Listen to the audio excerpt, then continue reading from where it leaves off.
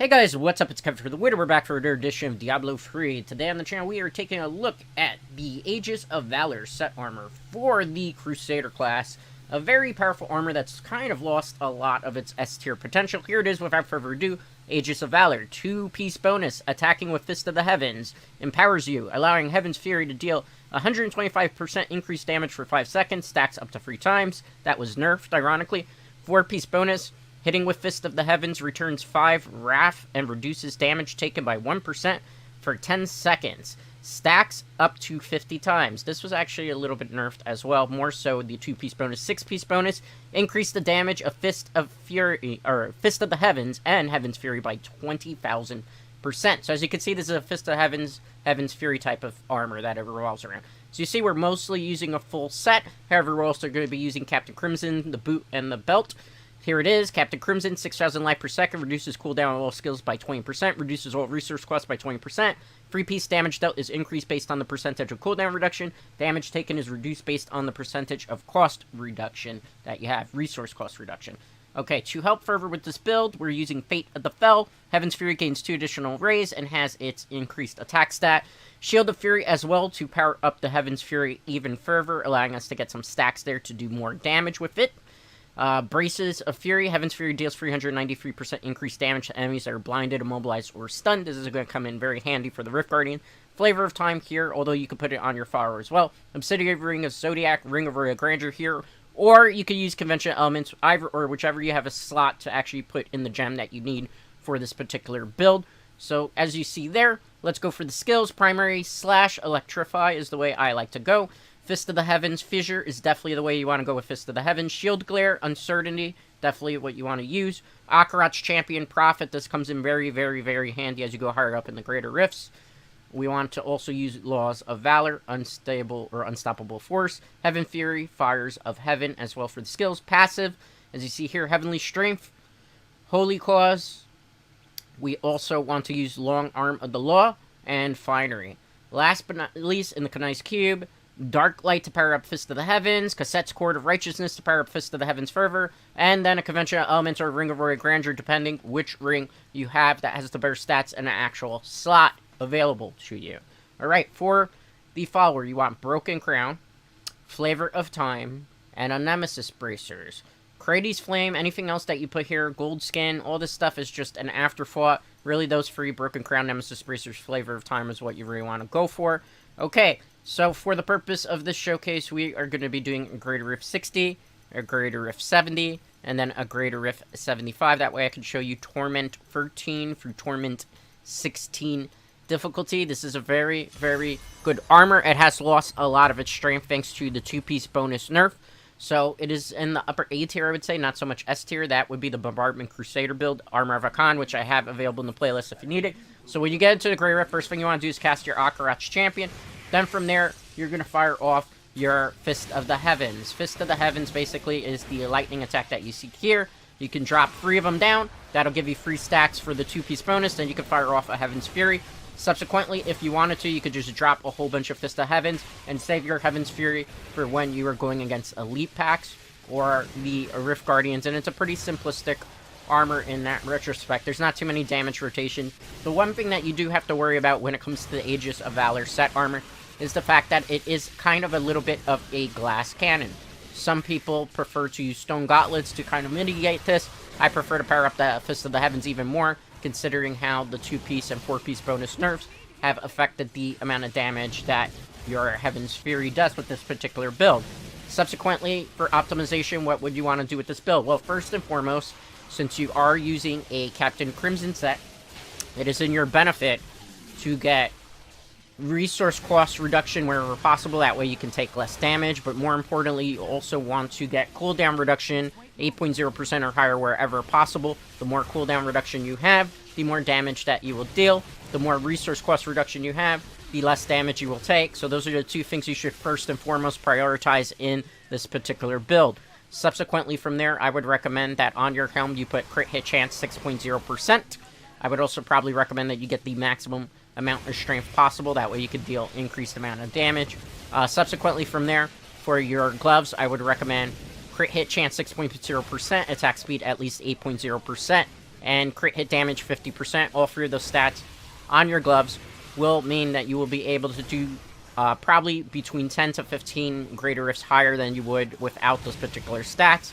The rest of the gear and recommendations, anywhere you can power up Fist of the Heavens by 15%, definitely make sure to do so. Anywhere that you can power up Heaven's Fury by 15%, definitely make sure to do so. Obviously, on this set, you're going to need a lot of strength, so definitely prioritize getting the maximum rolls of that as well.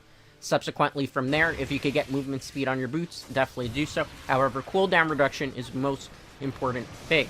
Now, keep in mind that this is not your Seasonal Journey starter set armor for the Crusader.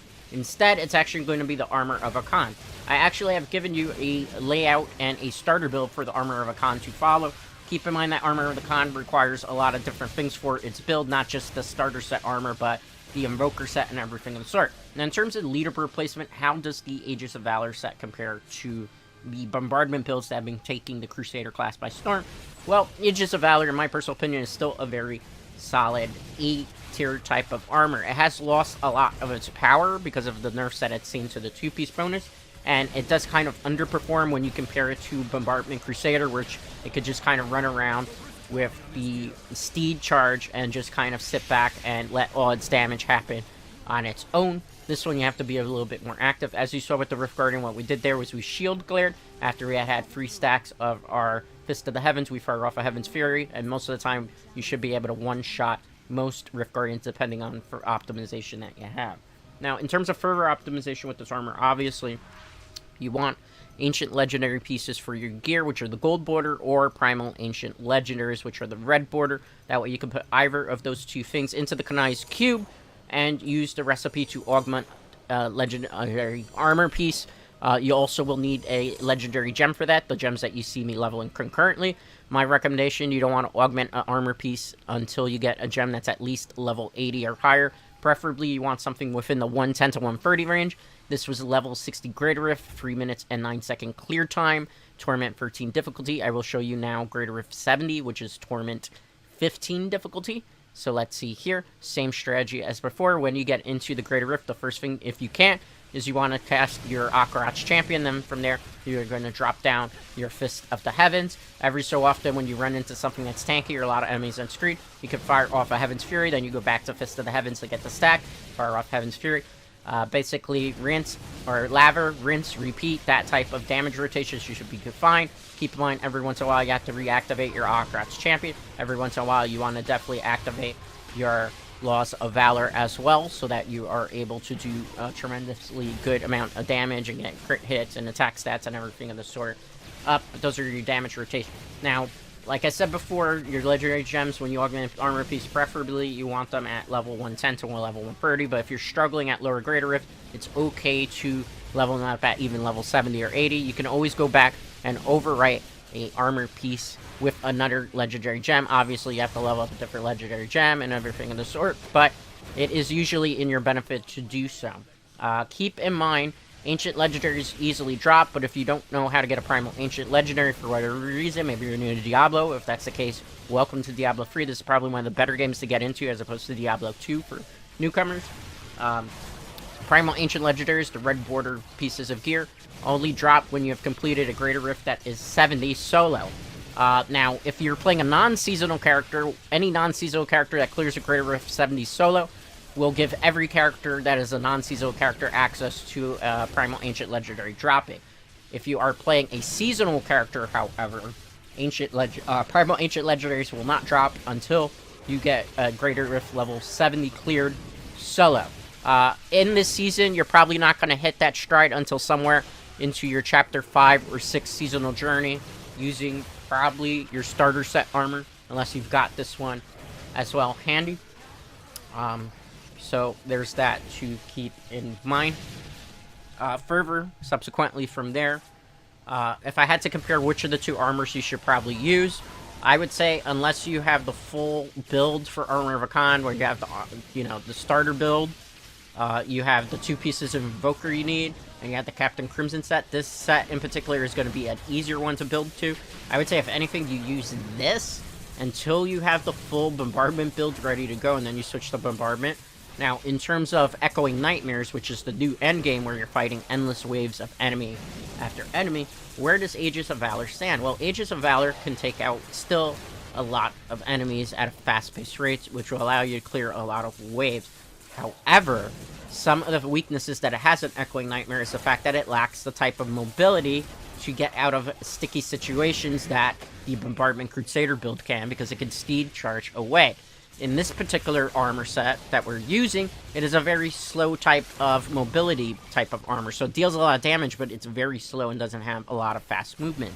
Now, in a Echoing Nightmare where there's waves and waves and waves of enemies coming at you, and they're constantly exploding and everything sort, you have lower chances to be able to actually dodge some of the explosions, which will prevent you from getting pretty high up into your greater rip, or not greater rip, but your Echoing Nightmare levels. So chances of you doing 150 solo with this type of build, highly unlikely, as opposed to if you compare it to the Bombardment Crusader build, that has a much significantly higher chance of getting to a 150 because it has mobility, can dodge away, and basically siege charge out of a lot of enemies exploding and waves of that sort. So I would think this is going to underperform in most Echoing Nightmares in less experienced players' hands. So I would still say going into Bombardment Crusader would probably work more in your particular benefit. So keep that in mind. Subsequently from there, let's see what our clear time is. This is Grey Rift 70, 3 minutes and 16-second clear time, not fully optimized, keep in mind. This is a Grey Rift 75. This is Torment 16 difficulty, so I can show you what it does on a T16 thing. Same strategy as before. We're going to try to cast our Akros Champion as fast as possible, then go into Fisted Heavens. Every once in a while, when we do see Elite Pack around, we should fire off our Heaven's Fury, or if we're getting overwhelmed by enemies and we feel like we need to, we can fire off a Heaven's Fury again. Remember, after 3 stacks of Heavens, Fist of the Heavens, your Heaven's Fury is getting supercharged along with what we're using for the Bracer and the weapon. We could do a tremendous amount of damage. My particular build, though, I feel like the Fist of the Heavens still does a significantly more amount of damage. It helps you to be able to do things against crowd control, which is why I suggest you go this way with the particular build. Keep in mind, my builds are a recommendation. They are just kind of a guide to help you maybe get to a better build that you want to use or everything of the sort. So you can take my recommendation or suggestion, but if you have a different version of it that you want to share, definitely feel free to do so in the comments. I do think like Aegis of Valor at this moment doesn't stand at a very good tier list. I understand that it did have to get nerfed the way that it got nerfed so many seasons ago, but I feel like now the 3 stacks of Fist of the Heavens is a little bit unforgiving. I feel like they could definitely probably boot it up to maybe 5 stacks, and it would be just fine there. You know, the problem was that there were so many stacks of it before that caused you to be able to kind of run roughshod over a lot of things. Is really why they nerfed it to begin with. But definitely, I don't think really this is something you want to go for your Echoing Nightmare.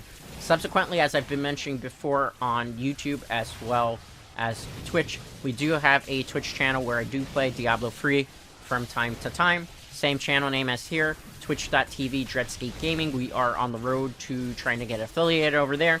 So I will be doing Diablo 3 streams there, working on guides, armor sets, playing through Season 26. I did recently do a 2-hour Diablo YouTube stream. I do plan to stream more of Diablo 2 and Diablo 3 on our YouTube in the coming weeks. I've just kind of been getting situated and playing around with new programs to be able to get them kind of eased into the test of as to whether we can do YouTube as effectively as we're doing on Twitch. So definitely make sure if you're not following us on YouTube to give us a follow, a subscription there. If you're not following us on Twitch TV, Dreadscape Gaming, definitely make sure to do so.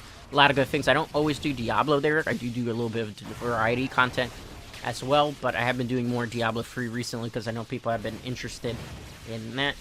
We are coming up to the Greater Rift here. As you can see, pretty much you're firing and attacking from far. For the legendary gems for this, you should use Bane of the Stricken, Bane of the Trap. You could use Zay's Stone of Vengeance or Goak of Swiftness. It depends on which type of if you want more fast cooldown reduction and to get a bit more buff in your Captain Crimson set, or if you want to just get more further attack damage out with, you know, Fist of the Heavens. You can attack enemy target from significantly far distances.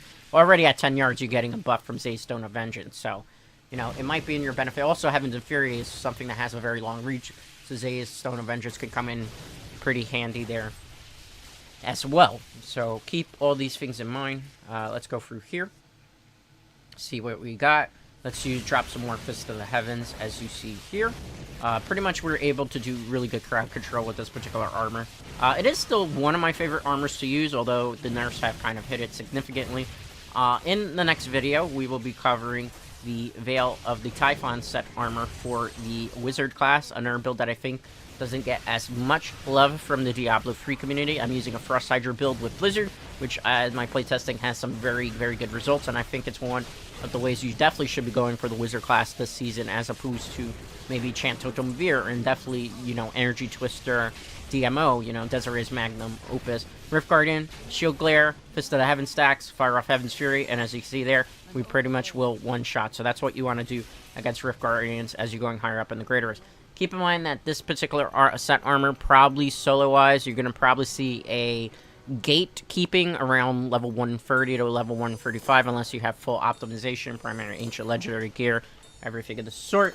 In a more experienced player's hand, you could, with a group of friends that know what they're doing and have S-tier builds and everything of the sort, clear a Greater Rift 150 with a group of 4. Solo-wise, I don't think Aegis of Valor has what it takes with all the nerfs to it, but it's still possible. Greater Rift 75, Torment 16 difficulty, 3 minutes and 53 seconds clear time. Torment 18 at like maybe 5-10 seconds. Torment, well, not 18, but you know what I mean. Anyway, that's going to do it for today's Diablo 3 video. As always, a like on this video is greatly appreciated. If you're not already subscribed to the channel, definitely consider doing so, as it helps the channel grow. And I will see you for the next Diablo 3 video. Till next time, guys.